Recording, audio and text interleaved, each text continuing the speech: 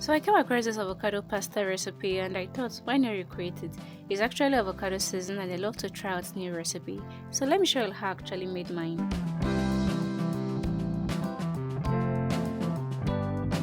First, I transferred clean water to my pot, then allowed to get to a rolling boil. When the water was boiling, I added a little salt to it and of course some pasta. This is actually my favorite brand, although you can choose to use any one of your choice. I further moved everything around, then covered and allowed to cook on medium-high heat. While the pasta was cooking, I went ahead to prepare the sauce. This is actually the star of the dish, that's avocado. For this recipe, you need to use a very soft, ripe avocado in order to get a buttery base for your pasta.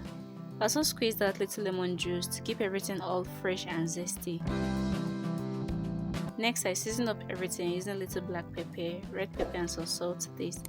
I then mixed everything together.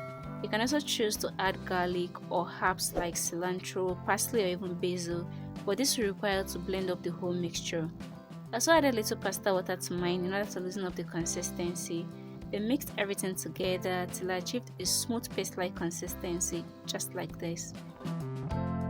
After about 10 minutes, I checked on the pasta and I realized it was fully cooked.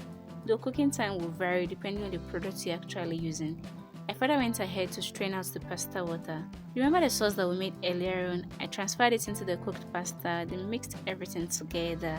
I actually did this over low heat just so the pasta could soak up the whole avocado goodness. And just like that, our avocado pasta is pretty much ready. Let me know in the comment section if you'll be trying out this recipe. I plated mine nicely, after which I added little currants for extra crunch and some egg for protein.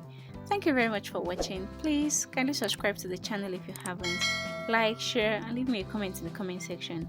Until I come your way next time, do remember to always eat healthy and stay healthy. Bye bye.